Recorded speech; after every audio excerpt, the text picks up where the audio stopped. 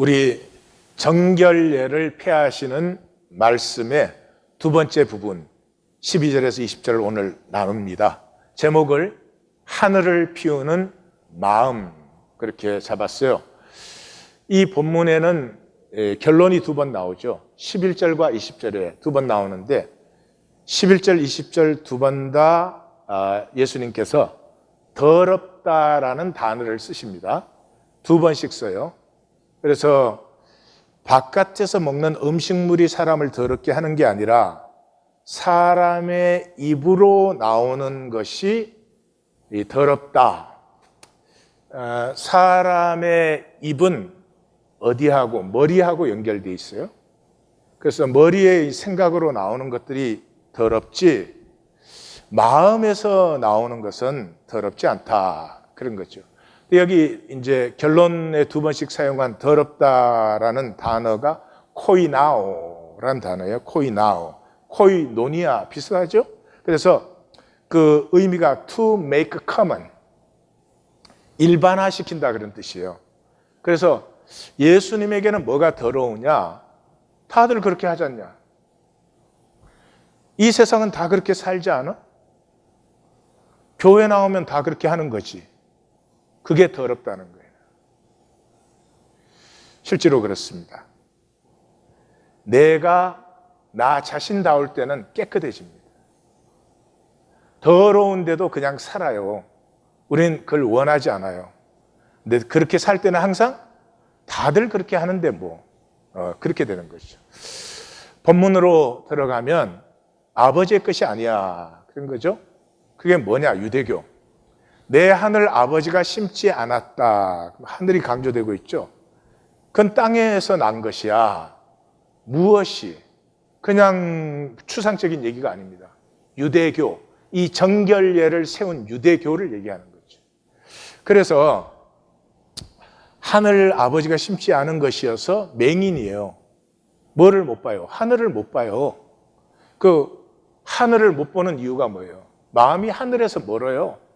땅의 것이 항상 가까이 있어요. 그래서 맹인이 맹인을 인도하니 둘 다 구덩이에 빠진다. 이 구덩이는 예수님이 많이 사용하신 단어죠.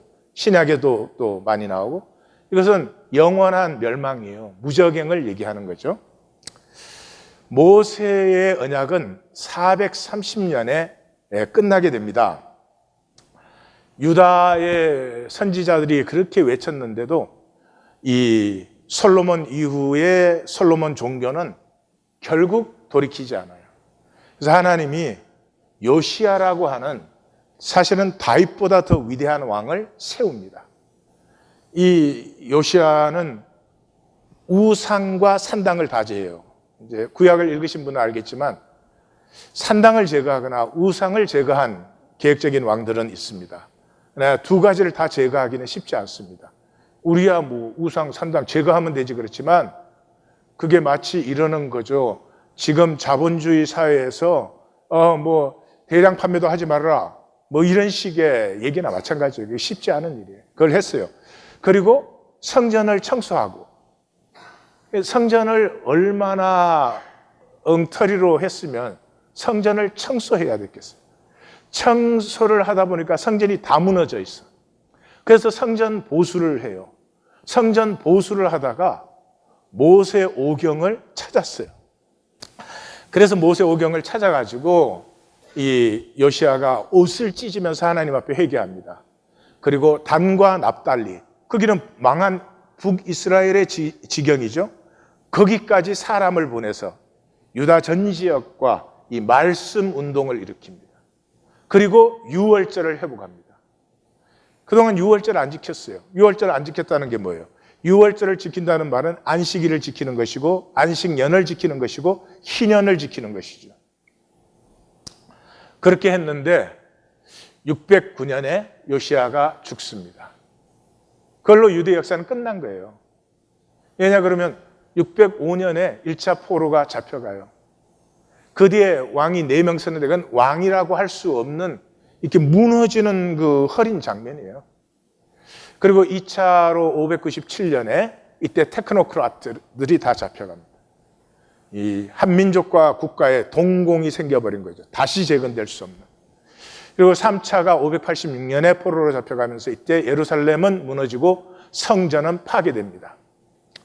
그랬다가 예레미야가 선포한 대로 70년 만에 그 거짓 선지자들이 하나님이 우리 종교를 버릴 리가 없다. 여기 하나님의 성전이 있는데 왜 하나님이 예루살렘을 안 지켜? 절대 아니다. 지금 잡혀갔지만 내년에 돌아온다. 2년 그러면 예레미야가 곱하기 35. 그러면 사람들이 침뱉고 때리고 수염 뽑고 감옥에 가두고 그리고 또 이 거짓 선지자 하나냐가 2년 그러면 또 곱하기 35 그러면 또 맞고 그리고 그 예레미야가 견딜 수가 없어서 그 말을 하지 않으려고 하면은 이 불이 붙는 것 같아서 그리고 그 멸망이 눈앞에 있는데 그걸 받아들이지 못하는 그 유다 민족이 안타까워서 내 머리통은 눈물통, 물통이 되어버렸습니다. 그래서 딱 70년 만에 1차 귀환이 스룹바벨을 인도로 이루어지고 돌아와서 516년, 그러니까 하나님에게서는 성전이죠. 516년 만 70년 만에 성전 재건이 됩니다. 그 다음에 하나님이 이제 위대한 역사를 이루셔요. 에스라를 귀환하게 합니다. 이 에스라는 16대가 소개된 사람이에요. 신구약에 이런 일이 없어요. 16대가 소개되는데 이 사람이 말씀의 사람입니다. 그래서 이 사람이 모세오경을 정리한 거예요. 그래서 나머지는 역사서고 시가서고 선지서고 우리가 붙들어야 될 말씀이 뭐냐? 모세오경이다. 모세오경이 뭐냐? 레위의 언약이다. 이걸 다 정리한 분이시죠. 그리고 느헤미야가 돌아와요. 모세와 다윗을 능가하는 영성과 지도력을 에스라와 느헤미야가 가졌어요. 무엇을 위해서? 모세 언약을 재건하기 위해서. 그런데 느헤미야가 있는 동안에는 잠시 이게 되는 것 같아요. 느헤미야는 페르시아 120개 민족 국가를 정복한 통일왕국의 제2인자였어요. 그러니까 성을 재건하고 이게 되는 것 같았죠. 그런데 그 페르시아 왕이 굉장히 느헤미야에게 의존되어 있었습니다. 그래서 빨리 돌아와라 그래서 1년을 갔다가 옵니다. 그 당시는 한 번 길이면 몇 달 길이니까. 그 1년 사이에 원래대로 다 돌아가 있어요. 성전터는 장터로 바꿔놨고 안식일은 다 폐해졌고 11조와 봉헌물은 거쳐서 레위 사람들은 못 먹고 사니까 다 흩어져 버리고 이 2차 귀환할 때 레위 사람이 없어서 중단하고 220명을 모아서 온 거잖아요. 레위의 언약이 깨어졌죠. 그래서 430년에 말라기 선지자를 통해서 마지막 경고한다. 만약에 돌이키지 않으면 이번에도 돌이키지 않으면 너희와 나는 끝이다. 그래서 안 돌이켰잖아요. 끝났어요. 하나님과 유대민족은 끝났어요. 그러면 유대교는 뭐냐? 땅에서 만든 거죠. 130년, 그로부터 300년이 흘러서 130년이 됐을 때 이 헬라는 문화로 제국은 항상 목적이 하나 만드는 거예요. 그렇게 해서 헬라는 문화를 시키니까 유대가 가지고 있던 이 의식이나 이 전통을 하나도 인정 안 했죠. 그래서 유대인들은 여기에 항거하기 시작했습니다. 그러면서 마카비 이 혁명이 일어났죠. 그래서 헬라에 항거를 하니까 그동안에 자기들이 만들어 놓은 율법의 열심일수록 존경받는 거죠. 이 사람이 강하게 이 항거를 하는 거니까. 그렇게 해서 그 당시에 이 글자도 못 읽는 그런 시대니까 이 사람들에게 율법 계명들을 가르치고 이런 일들을 담당하는 사람들이 자발적으로 생겨났어요. 그게 바리새라고 해요. 그러니까 그 시대의 지식층이다 이렇게 아시면 되겠어요. 근데 그 뿌리가 있었어요. 그건 뭐냐 그러면 에스라 느헤미야 개혁 때 이제 포로로 잡혀가 버렸으니까 성전에서 모일 수가 없죠. 그러니까 마카비가 혁명이 일어날 때 성전 건물은 있었어요. 그렇지만 성전에서 모일 수도 없고 결국은 이게 제우스 신전화돼서 실제적으로 성전이 없는 시대죠. 그러니까 흩어진 자리에서 뭐 두세 가정이 됐든 다섯 가정이 됐든 그들이 모여가지고 에스라의 뿌리에서 솟아난 그 말씀 나누기를 하는 거였죠. 그것을 이 바리새인들은 묶어서 해당화, 종교화 시킨 거죠. 뭐 그건 좋은 거예요. 그 해당화 시킬 때 한 해당이 되려면 적어도 10가정, 10명의 남자가 있어야 된다. 예. 그렇게 해서 이제 시켰는데 문제는 이것이었죠. 백성이 종교를 위해서 있는 게 아니고 종교가 백성을 위해서 있는 거죠. 예수님이 12장 안식법을 폐할 때 안식일이 사람을 위해서 있어야지 사람이 안식을 지키려고 있는 게 아니지 않느냐 하는 것과 똑같은 거죠. 이게 주객이 전도된 것이죠. 그래서 그 종교화된 유다가 AD 70년에 망합니다. 예수님이 예언하신 대로 돌 위에 돌 하나 남지 않게 그렇게 참혹하게 예루살렘이 파괴됩니다. 그러고 나서 얌리아 회의에서 그때 존경받는 그 랍비 이름이 요하난 벤 자카이라고 하는 분이신데 아주 굉장히 전설적인 얘기를 많이 갖고 있는 분이에요. 그런데 그분을 중심으로 모여가지고 이분이 로마의 허락을 받은 대로 율법 계명을 가르치는 학교를 세우게 됐습니다. 그 학교에서 랍비를 배출하는 것이죠. 그래서 정확하게 말하면 라비닉 주다이즘, 랍비 유대교가 출발을 했어요. 그러니까 제가 이 말씀 드리는 것은 어제 아침에도 잘 들으셨는지 모르겠지만은 어제 얘기는 트럼프 욕한 것만 생각나세요? 트럼프는 저는 관심 별로 없어요. 미국의 복음주의 기독교라는 게 하늘 아버지께로서 난 것이 아니다 하는 거를 제가 그건 뭐 미국 복음, 한국의 보수 정통이라는 것도 미국 복음주의 수입해 드린 것인데 수입도 좋은 것보다 주로 쓰레기만 수입해 들여가지고 대형교회 만들고 종교 대형화 시키고 이제 이런 짓거리들 한 것인데 그거 다 하늘 아버지께로 난 것 아니에요? 땅의 것으로 만든 것이에요. 그렇게 이제 이게 인간의 역사예요. 그러면 하나님의 계시는 없어져 버립니다. 하나님과 모세 언약은 끝나버렸고 이제는 뭐 인간이 만든 유대교가 생기면 계시는 끝난 거냐? 아니라는 거죠. 하나님이 만든 세계인데 어떻게 하나님의 계시가 없어져요? 하나님의 계시는 항상 실개울로 흘러요. 땅에서 하나님은 숨은 변수예요. 보이지 않아요. 나타나지 않아요. 그래서 항상 그 소수의 남은 자들이에요. 그래서 모세 언약이 끝난 다음에 실개울이 흘러서 어디로 왔어요? 세례 요한의 공동체였죠. 세례 요한의 공동체에서 메시아를 피워냈죠. 그래서 예수님께서 에스라 느헤미야에서 재건한 모세 언약의 개혁을 예수님이 받으셔서 어느 곳에 있든지 하나님의 그 사랑, 피의 언약을 믿는 마음으로 서로 긍휼히 여기며 살아가는 삶, 종교가 아니고 종교가 되는 순간에 차별이 나타나요. 이론이고 공식이니까. 그래서 사도 공동체가 생겼잖아요. 사도 공동체 때 디아스포라 시대잖아요. 그들의 삶의 자리에서 우리는 하나님으로 낳은 한 형제 자매야.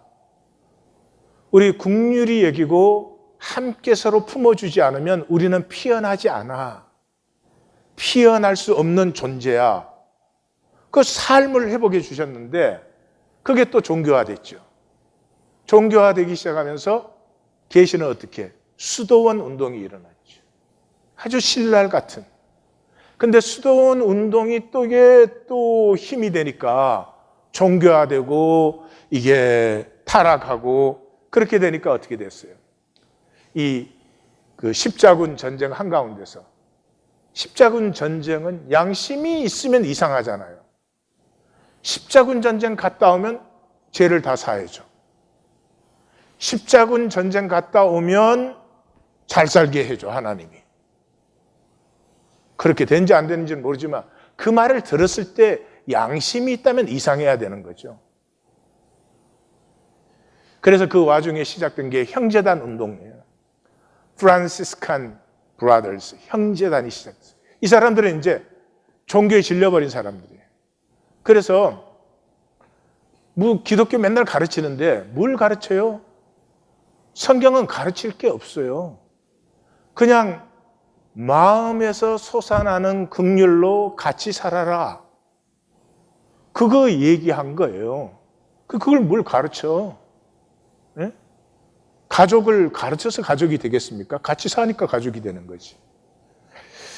그래서 이 사람들은 교회를 떠나서 그냥 예수님 말씀하신 대로 2명씩 짝지어서 다니면서 병든 자 있으면 돌보아주고 가난한 자 있으면 자기들이 얻은 걸로 섬겨주고 이렇게 살았어요. 그 기독교가 그 사람들을 어떻게 했어요? 이단으로 몰아서 다 죽였어요. 그래서 이 사람들이 알프스 산중으로 숨었어요. 그 산중으로 숨은 데에서 왈도파, 발렌파 전부 다 형제단이에요. 2사람씩 다니면서 사람들을 섬겨주는 삶이죠. 그 12세기에 알프스산에 숨은 사람들이 또 그 겨울이 돼가지고 14세기에 위클리프라든지 얀 후스라든지 이런 개혁자들이 일어났죠. 예. 이 또 그 기독교라는 종교가 이거 어떻게 했어요? 예? 얀 후스 같은 사람, 위클리프는 죽여가지고 장사 지낸 사람 시체를 다시 끄집어내서 교회가 7토막으로 잘라서 그걸 다시 불에 태워 죽였어요. In the name of Jesus. 예수님의 이름으로. 그래도 이상하다 느끼지 않아요. 왜요? 다 그렇게 하니까. 예수님이 더럽다는 단어를 to make common으로 쓰신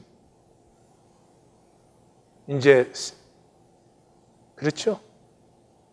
우리는 각자의 하나님의 창조물로 피어날 때 아름답고 맑아요. 근데 남들도 다 그러는데 뭐 이러면은 이제 더러워지는 거죠. 그래서 거기에서 후스와 위클리프에서 16세기 종교개혁이 일어나요. 우리 자꾸 마틴 루터만 말하는데 마틴 루터는 어쩔 수 없이 일어날 수밖에 없는 사람이었어요. 그러나 그 종교개혁은 이론적으로는 됐는데 실제적으로는 바뀐 게 또 아무것도 없잖아요. 하나님의 계시는 갑자기 세상의 마지막이 오기 전까지는, 심판 전까지는 실개울로 흐를 수밖에 없어요. 그리고 그것은 그냥 솔직한 양심으로 찾는 사람이면 알아요. 하나님에 대해서 뭘 배워요? 하나님이 우리를 창조하셨는데, 하나님 우리 아버지인데. 그냥 가만히 양심을 열고 생각하면 하나님이 누구신지, 내가 하나님의 자녀라면 어떻게 살아야 되는지 알아요. 종교행위 하라는 게 아니거든요. 그래서 총 결론이 입으로 들어가는 것은 뒤로 배설되지 않니? 얼마나 답답하시면 이렇게 적나라하게 표현하시겠어요. 먹는 것은 배설물로 나오는 거 아니야? 그게 어떻게 악의 근원이 돼? 입으로 나오는 게 사람을 더럽게 하지. 뭐가 입으로 나와요? 머리에 게. 말은 생각에서 나오는 거지. 마음에서 나올 때는 말이 절제되거나 침묵되어져요. 진짜 사랑하면 사랑한다는 말을 남발하기가 힘들어요. 이 무궁문화는 뭐 햄버거도 사랑하니까 뭐. 그래서 그 입으로 나오는 게 뭐예요? 앞뒤로 악한 생각과 비방. 다 입에서 나오는 거지. 생각 그러니까 뭐 생각이 스포큰 생각에서 말이 나오는 거예요. 그 다음에는 6, 7, 8, 9계명. 살인, 간음, 도둑질, 거짓 증거. 그럼 5계명과 10계명은 왜 안 나오지? 앞부분에서 나왔죠. 3절과 4절에서 5계명, 5절과 6절에서 10계명. 10계명이 뭐예요? 탐심이죠. 너희가 하나님 섬겨? 욕심 섬기는 거지. 꼬르반. 사람의 마음은 긍휼의 자리야. 사람에게서 피어나는 것은 긍휼이 돼야 되는데 너희들 종교규칙 만들어가지고 그런 거로 사람 차별이나 하고 그러면 안 된다. 그런 얘기죠. 자, 거듭났다는 것은 우리가 땅에 사는데 하늘을 사는 것이죠. 이것을 위해서 먼저 땅에서 하늘을 사는 것은 불가능하다 하는 것을 아셔야 돼요. 땅의 그릇에 담겨 있으면 우리에겐 그릇이 전부예요. 랍비 유대교에 담겨 있으면 랍비 유대교가 전부인 것 같아. 컨스탄틴 기독교에 담겨 있으면 컨스탄틴 기독교가 전부인 것 같아요. 미국 복음주의 기독교라고 붙이기도 좀 이상하지 않아요? 그럼 미국 복음주의 기독교의 왕자들이 누구예요? TV 프리처들. 어떻게 거기다 기독교라는 말을 붙일 수가 있어요? 또 거기서 배운 한국 복음 정통주의. 그래 예수님 뭐라 그랬어요? 그냥 두라. 그릇은 어차피 필요해요. 그릇은 온전할 수가 없어요. 시대마다 다른 거죠. 뭐가 중요해요? 그 그릇의 본질이 회복돼야 돼요. 그런데 그릇 속에 담겨있는 우리에게는 그릇을 초월하는 것은 우리로서는 불가능해요. 그래서 요한복음 3장 31절에 위로부터 오시는 이는 위에 계시고 위의 것을 알고 위의 것을 말할 수 있고 땅에서 난 자는 땅에 속하여 땅에 속한 것밖에는 말할 수 없다. 예수님이 직접 또 말하잖아요. 사람으로는 할 수 없으나 하나님으로는 다 할 수 있다. 이 말이 너네는 안 돼, 내가 하는 거야 이런 얘기 아니에요. 우리에게서는 날 수가 없으니 이것을 허락하신 하나님에게 구하고 찾고 두드려라 그런 말이죠. 그런데 이제 종교는 구하고 찾고 두드리지 않고 파견세일 했죠. 왜냐 그럼 땅의 조직이니까 많이 끌어들여야 되고 그래야 힘도 휘두르고 그러거든요. 그래서 어떻게 했어요? 믿고 고백하면 구원받는다 이렇게 했어요. 말이 맞는 말이죠. 믿고 고백하면 구원받는다. 근데 뭐를 싹 뺐어요? 마음을 뺐죠. 성경에는 with heart. 사람이 마음으로 믿어 의에 이른다고 되어 있어요. 머리가 아니죠. 마음은 사랑의 자리예요. 아무 것이나 마음으로 사랑하세요? 아무 사람이나 보면 마음으로 사랑하세요? 그건 인간 가치가 없지. 마음이라는 건 그 자체로 유일성이 있고 초점성이 있고. 근데 그 마음으로를 강조해버리면 어떻게 돼요? 교회 나올 사람이 누가 있겠어요? 마음 싹 빼고 입으로 시인하여 구원에 이르느니라. 그러니까 지금 현대 기독교의 그 믿음은 머리의 계산이죠. 마음은 사랑하는 것이죠. 그래서 현상이 전부예요. 여전히 돈의 세계 속에 있어요. 그래서 마음의 삶을 상실했어요.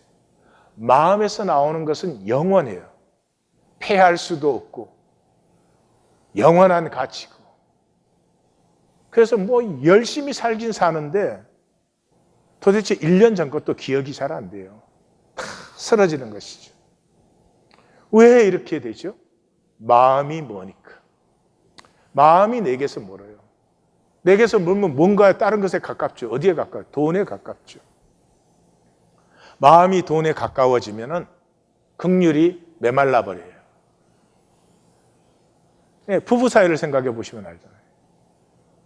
부부가 돈에 가까우면 서로 간에 긍휼이 없어져요. 성경은 말이죠. 우리가 개인적으로 얼마나 잘 믿었느냐, 얼마나 올바로 믿었느냐 별로 관심이 없어요. 개인적인 노력이나 성취가 아니에요. 소속이에요, 소속. 너는 어디에 속했냐 하는 거죠. 마음의 세계에 속했냐, 머리의 세계에 속했냐. 머리의 세계는 돈이잖아요. 돈으로 다 돌아가는 거 아니에요? 뭐 사람이 죽어도 돈으로 계산하니까. 그래서 예수님이 하나님과 재물을 겸하여 섬기지 못한다는 말은, 섬긴다는 말은 소속을 얘기하는 거죠. 그러니까 현대 종교는 마음은 돈에 기울여 놓고 하나님 할 수밖에 없죠. 왜 그래요? 감정에 빠졌어요. 우리가 개종할 때 모태신앙이든 안태신앙이든 다진 매를 전부. 예. 이미 그 종교 안으로 들어온 시간이 있어요. 근데 그 개종할 때 우리는 하나님을 이미 알아요. 하나님을 모르거든요, 우리가. 이 땅의 길이 아닌 하늘 길을 여시는. 그래서 전도가 되게 이렇게 하죠. 하나님 믿으세요. 그러면 복 받습니다. 구원 받습니다. 이러잖아요. 그건 완전히 틀린 말이에요. 이 사람이 하나님을 모르는데 어떻게 믿으라고 해요. 그러니까 바른 전도라면 이렇게 말을 해야죠. 성경의 하나님을, 예수 그리스도의 하나님을 한번 만나보세요. 이래야 되는데, 하나님 믿으세요 이 말은 니도 하나님 알고 나도 아는데 이제 믿어라 그런 말이죠. 이것이 종교의 문제죠. 그래서 구약 그 선지 17권의 중심이 호세아서예요. 그 호세아의 중심이 6장인데 우리가 여호와를 알자, 힘써 여호와를 알자. 이 알자가 성경 공부하자, 교리 공부하자 그런 말 아니에요. 알면 사랑해요. 이 안다는 말은 사랑한다는 말이에요. 그래서 우리가 하나님 믿는다 말할 때 내가 이미 아는 세계에 주여를 갖다 붙인 거예요.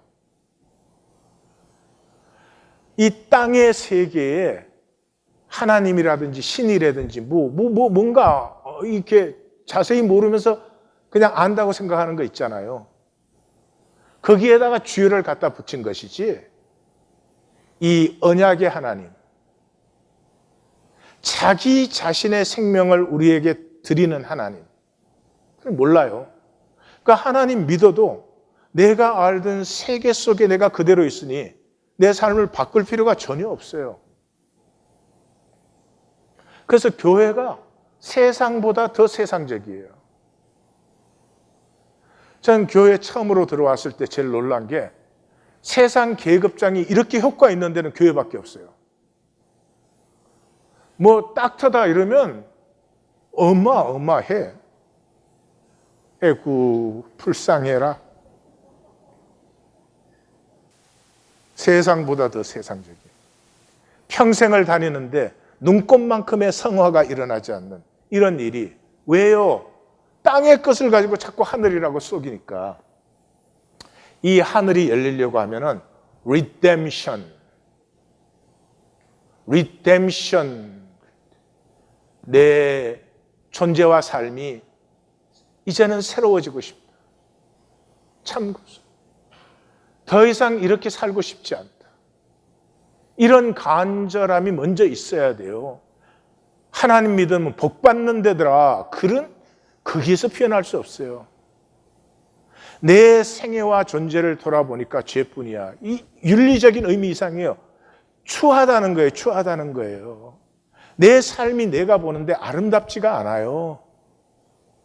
내 존재를, 나를 내가 보는데 결코 아름답지가 않아요. 이게 안타까움이에요. 그래서 시편 51편, 저는 다윗의 시편이 가장 인간의 진실을 잘 표현했다고 생각하고 좋아하는 것이, 물은 나는 내 죄가를 나오니 내 죄가 항상 내 앞에 있어. 내가 죄하고 숨 쉬는구나. 내가 죄하고 밥 먹는구나. 내가 죄와 함께 걸어다니는구나. 내가 죄악 중에 출생하고 어머니가 죄 중에 잉태하였어.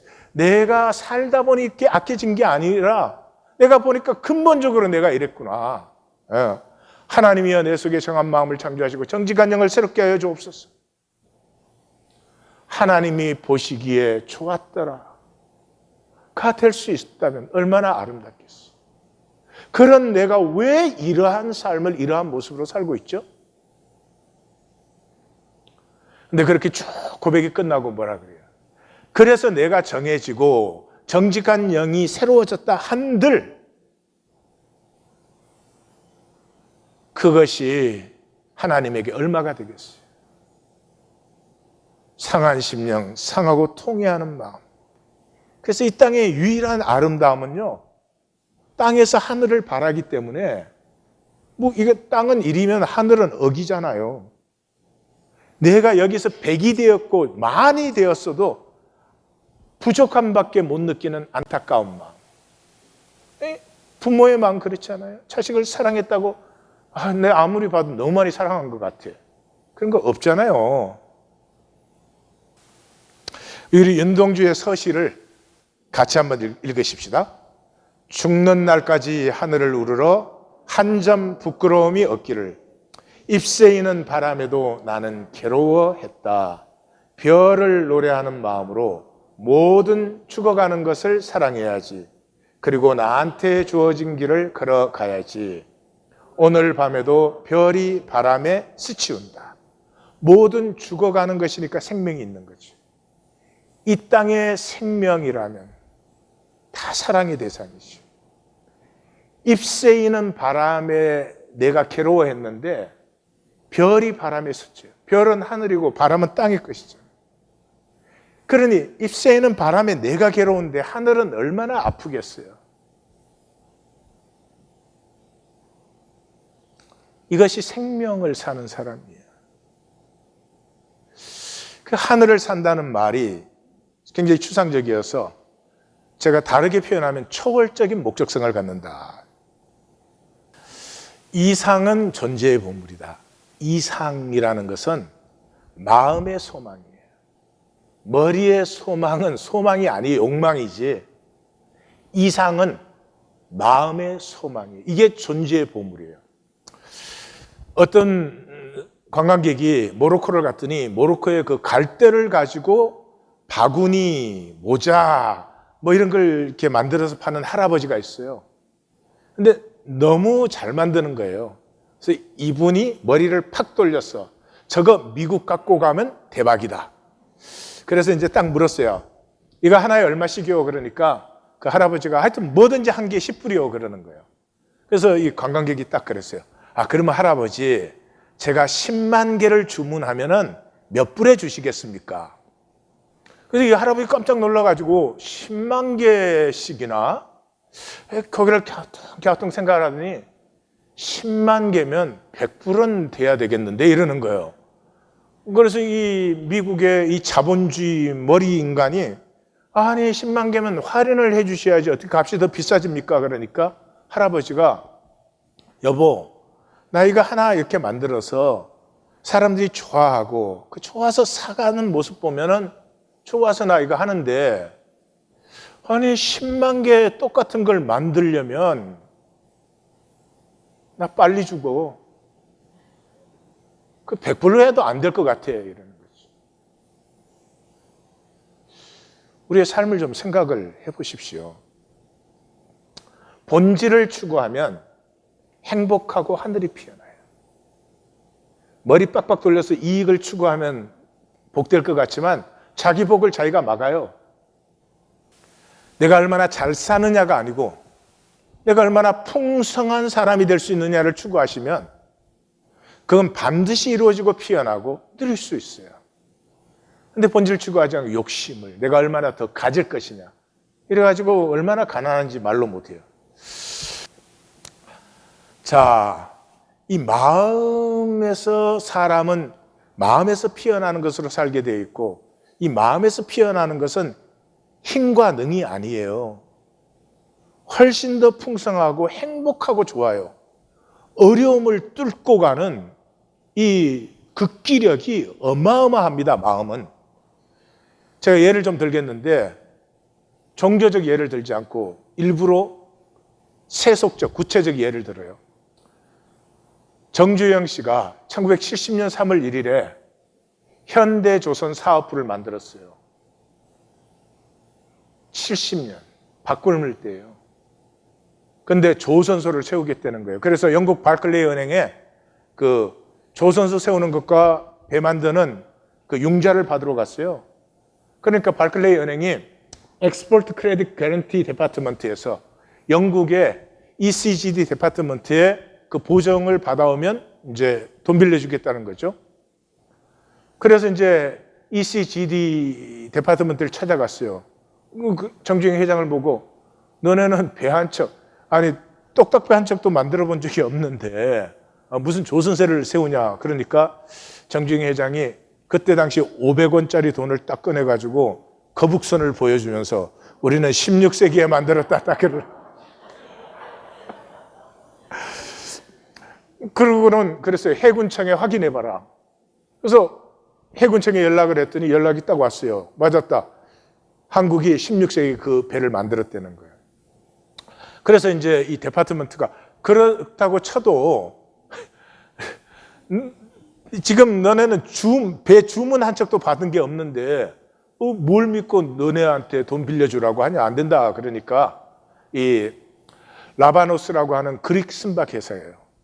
거기를 찾아가 가지고 유조선이 제일 쉬운 거예요. 유조선은 그냥 박스야. 거기다 엔진만 달면 유조선이 돼. 그래서 유조선을 거의 돈을 안 남기고 싼값에 2척을 주문받았어요. 이거 딱 갖고 와서 우리 주문 있다. 이렇게 해서 시작된 게 한국조선이에요. 지금도 한국조선이 약해졌다 그러는데도 아직도 1위예요. 삼성전자의 이병철 회장이 1983년 9월 12일에 이 반도체 생산 라인 기공식을 했어요.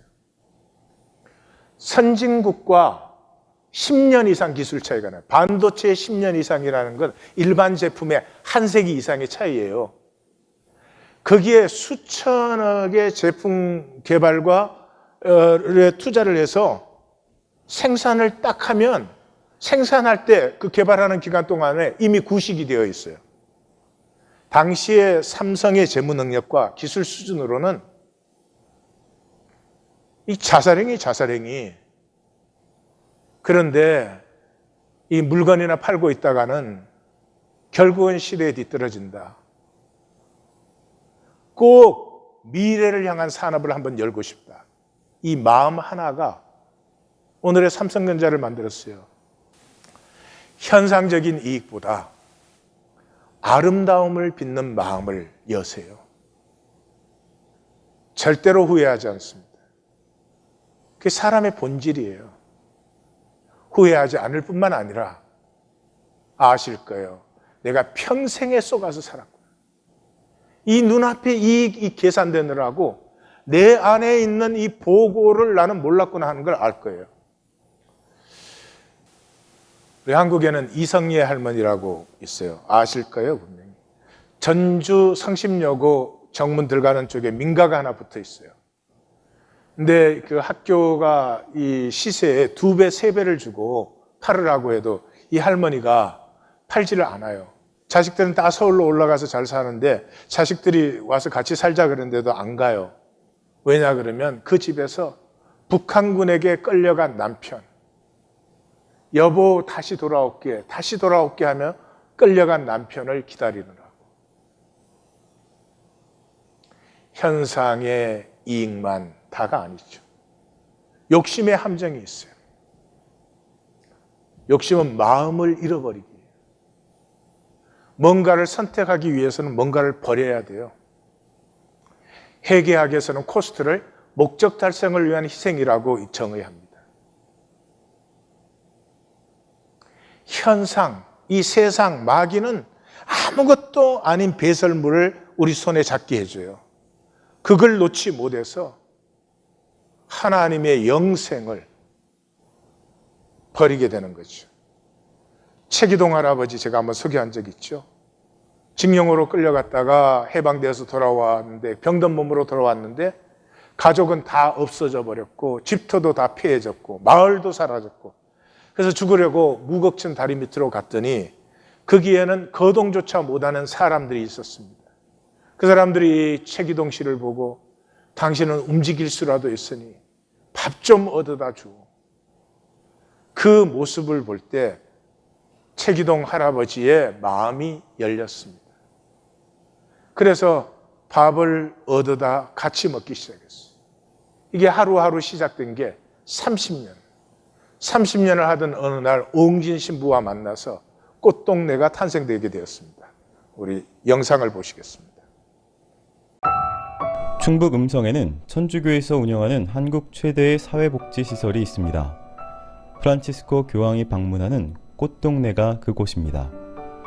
많은 장애인들과 보호가 필요한 이들의 안식처로 알려져 있습니다. 이 꽃동네는 어떻게 생겨났을까? 놀랍게도 한 거린 할아버지의 선행이 그 시작이었습니다. 동냥조차 못하는 거린들하고가 18명이 거기 살고 있었어요. 그런데 누워서 몸이 불편하고 아파서 동냥조차 못하는 거지들을 그 최기동 할아버지가 그 밥을 동냥해다가 그분들을 먹여 살리고 있었어요. 일제의 강제징용으로 망가져 버린 몸. 최기동 할아버지는 구걸밖에 할 수 없었지만 구걸조차 하기 힘든 어려운 이들을 도우며 살았습니다. 어느 날 해질 무렵 한 젊은 신부가 성당 앞으로 지나는 최할아버지의 모습에 끌려 뒤를 따랐습니다. 최할아버지가 들어간 움막 속에서 맞닥뜨린 것은 얻어온 밥으로 거동이 힘든 이들을 나눠 먹이는 모습. 그래서 오신 분님이 최기동 할아버지를 만나서 아주 감동을 받고 성당으로 돌아가서 밤새 기도하면서 깨달은 말이 저기 붙어있는 얻어먹을 수 있는 힘만 있어도 그것은 주님의 엄총입니다. 그 내용이에요. 얻어먹을 수 있는 힘만 있어도 그것은 주님의 은총입니다. 최기동 할아버지와 기도로 얻은 큰 배움이 이 한마디에 담겨 있습니다. 오응진 신부와 최기동 할아버지의 만남은 꽃동네가 시작하는 계기가 됩니다. 오 신부는 사비를 털어 시멘트를 사고 냇가에서 모래를 퍼와 직접 집을 짓고 최기동 할아버지와 그가 돕던 거린들을 데려왔습니다. 우리는 흔히 가진 게 없다고 선행을 시작하지 못합니다.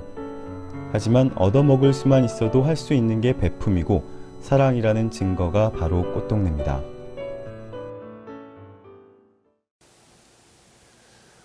얻어먹을 능력밖에 없어도 마음이 열리면 그 생명은 풍성합니다.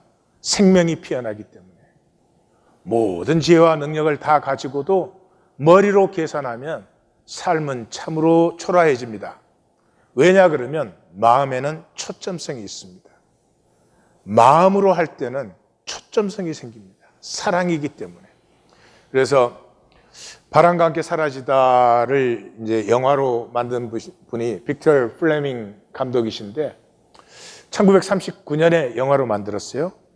아카데미상 10개를 받았습니다. 13개인가 그때 캐테고리가 14개인가 할 때 다 쓴 거죠. 1976년에 MBC가 이걸 방영을 했을 때 시청률이 65%. 400만 불 들여서 만든 영화인데 8억 1천만 불 이익을 냈습니다. 지금까지도 이만한 수익률을 올린 영화는 없습니다. 무엇이 이 영화를 그렇게 만들죠? 초점성이에요. 이 플레밍 감독이 1930년에 만들 때 1920년에 미국의 여자 투표권이 결정됐어요. 1차 대전 때 여성들의 힘을 다 보여줬습니다. 그래서 이제 여성들도 우리도 이 인격적인 대접을 받고 항상 남자들의 보조나 돼야 되고 술 먹고 들어와서 때리기나 하고 이런 것이 아니라 우리의 어떤 삶과 진실을 회복하고 싶다. 그리고 또 모두가 그래야 된다 하는 것이 팽배한데 생각을 해보십시오. 1940년대 사회적으로는 그렇게 되어지질 않아요. 그래서 이 여성의 강인함에도 불구하고 사회라는 체제에 부딪혀서 좌절되는 그 아픔을 표현하고 싶었어요. 그래서 그 당시 이미 미국에 베티 데이비스라든지 캐서린 헵번이라든지 이런 유명한 여배우들이 있었지만 쓸 수 없었어요. 여자 예쁘고 사랑받고 이런 이미지 갖고는 안 되니까. 그래서 유럽에 가서 찾다가 영국에서 비비안 리를 만나서 이 배우다. 그리고 데리고 왔어요. 그러고는 그 원작이 있는 작품을 대사를 만드는 사람을 3명이나 사용했어요. 그 피를 토하는 대본을 좀 써보시오. 피를 토하는. 예, 그래서 그리고 그 당시 이게 밑에 이렇게 크게 번지는 그런 드레스 여자가 입을 때잖아요. 그게 이제 대나무를 넣어서 만든 건 굉장히 쌉니다. 근데 그걸 원래는 이제 안에 레이스를 겹겹이 넣어서 만드는 건 굉장히 비싸요. 근데 배우에게 그걸 입혔어요. 그러니까 이 조역으로 밀린 미국 그 배우들이 막 불평했죠. 보이지도 않는 거에 뭐 저렇게 돈을 많이 쓰냐. 그러니까 플레밍 감독이 보이지 않아도 있는 사람은 안다. 그러니까 그 한 가지를 표현하기 위해서 전체를 다 드리는 거예요. 거기에서 만들어진 장면 하나가 지금 제가 보여드리는 25초의 세계의 명장면이에요. God is my witness. As God is my witness, they're not going to lick me. I'm going to live through this, and when it's all over, I'll never be hungry again. No, nor any of my folk. If I have to lie, steal, cheat, or kill, as God is my witness, I'll never be hungry again. 자기가 버틀러를 사실은 사랑하는데 자기가 애슐리를 사랑하는 줄 평생 착각하고 살았죠. 그래서 버틀러가 떠나고 그리고 집은 불타버리고 그 자리에서 하나님 똑바로 들으세요. 내가 도둑질, 강도질, 살인을 하는 일이 있어도 결코 다시 쓰러지지 않을 것이며 나는 굶지 않을 것입니다 하는 이 한 장면을 만들어내기 위해서도 그래요. 근데 이 땅의 삶에는 초점이 없어요. 왜냐하면 욕심은 초점이 없어요. 그냥 뭘 많이 가지고 싶은 것이지 내가 원하는 것이 없는 거죠. 이제 떡과 잔의 시간으로 들어갑니다. 실개울로 흐르는 계시에 그것에 우리가 붙들림 받기를 원합니다. 남은 자의 역사, 모두가 하는 대로 따라하는 것이 아니고 다들 그렇게 하니까 마음에는 약간 걸려. 그쵸, 뭐 다 그렇게 하잖아. 이젠 그것이 아니고 내 마음이 허용하지 않는 것은 나는 허용하지 않습니다. 내 마음의 진실을 가꾸고 싶습니다 하는 시간으로 들어갑니다. 세 가지 그만합시다. 눈 감고 아웅 그만합시다. 눈 감고 아웅이 제일 잘 통하는 게 기독교예요. 제가 교회에 처음 들어오니까 아무도 세상과 다르지 않아. 똑같아요. 근데 거듭났다고 그래요. 그리고 여기 와서는 무슨 새로운 삶을 사는 것처럼 그래요. 그 처음에는 내가 좀 이상하고 내가 미친 것 같았어요. 그래서 이렇게 됐나 봐. 원 세상에 거짓말도 유만 부득이지 똑같은 욕심에 아니요, 세상보다 윤리의식이 오히려 떨어져요. 근데 주여 주여 하면 다 끝나. 이제 그거 그만하십시다. 허상이 주는 강박감도 그만하십시다. 할아버지가 용의 모형을 만들었어요. 그리고 손자에게 메뚜기 몇 마리를 그 모형 안에 넣어줬어요. 1시간도 못 돼서 메뚜기가 다 죽었어요. 그 다음에 메뚜기를 꺼내고 조그마한 개구리 몇 마리를 그 모형 안에 넣어줬어요. 30분도 안 돼서 이 개구리가 입 쪽으로도 나오고 꼬리 쪽으로도 나왔어요. 메뚜기는 자기 성질을 못 이겨가지고 막 하다가 그 안에 다 죽어. 근데 개구리는 가만히 있다가 바람 들어오는 쪽으로 한 발자국 팔짝 뛰어요. 또 가만히 있다가 팔짝. 그래, 앞으로 나오든지 뒤로 나오든지 다 살아. 30분도 안 돼서. 세상이 우리한테 뭐 가르쳐요? 밤낮 없이 막 뭘 대단히 잘 산다고. 좀 가만히 하나님 앞에서 침묵하시고 내 양심이 어디로 움직이는지 그 양심을 따라 한 발자국 옮겨보시고 또 한 발자국 옮기시고 절대로 후회하지 않습니다. 내 삶이 나에게 떳떳해지기 시작합니다. 현상의 허상의 강박감 그만하십시다. 현상적 목표의 허상에 시달리기도 그만하십시다. 엘리야가 갈멜산에서 위대한 역사를 이루었습니다. 이제는 야훼 시대가, 이제는 엘리야의 시대가 올 줄 알았어요. 하나님이 그걸 잡아다가 썰어져 죽는 거 버려둬도 괜찮은데 잡아다가 호렙산에다 딱 세우고 큰 바람이 지나가요. 큰 지진이 일어나요. 큰 불이 있었어요. 그 가운데 하나님이 안 계셨어요. 하나님이 어디에 있었어요? 우리는 세미한 음성 그랬는데 Sound of silence. 침묵이에요. 침묵에서 들리는 음성이 있어요. 너 주여 주여 하면서 실제로는 이세벨처럼 되고 싶었던 것 아니야? 현상적으로 강력해 보이는. 그러나 그게 몇 년을 가는 것입니까? 온 세상이 이세벨의 세계 같은데 몇 년을 갔냐고요? 너가 나의 사람이라면 임재로 충분하지. 우리가 신앙의 사람이면 하나님이 계시다는 것만으로 충분합니다. 내가 허상, 욕심 이런 거품에 시달리지 않고 그냥 한 걸음 옮기고 또 하나님 앞에 침묵하고 또 한 걸음 옮기고 나는 뭐 별로 지혜가 없으니까요. 그럼 뭐 굶어 죽을까요? 그럼 무슨 홈레스 될까요? 아닙니다. 마음이 끌어들이는 것이 훨씬 더 강력합니다. 하나님은 이미 아람의 왕도 예비하셨고 이스라엘의 왕도 예비하셨고 너 다음에 엘리사도 예비하셨고 네 생각에는 온 세상이 이세벨의 세상 같아? 바알에게 무릎 꿇지 않은 사람이 7,000명이나 있어. 7,000명 뭐 인구로 보면 별것 아니죠. 하나님의 임재와 7,000명은 남고도 넘칩니다. 이것 한 가지만 하시면 됩니다. 죽은 후를 목표로 삼으십시오.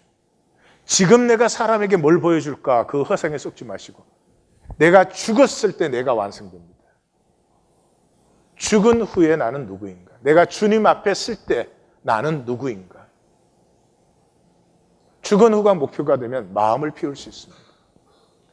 우리는 지금 becoming에 있습니다. 뭐를 향해서? own being, 나라는 존재를 향해서. 존재를 가꾸지 못하는 삶은 첫째 수치스럽습니다. 메마르고 가난합니다. 무엇보다 무기력합니다. 떡과 잔은 매직이 아닙니다. 이제는 마음을 열고 마음은 서로 통하지 않으면 자랄 수가 없습니다. 세상은 어떻게 살든 간에 모두들 어떻게 살든 간에 내 마음 속에서 피어나는 것을 한번 가꾸고 만나보고 싶어. 이것이 떡과 잔입니다. 또 하나의 종교 아닙니다. 또 하나의 프로그램 아닙니다. 자, 기도하십시다.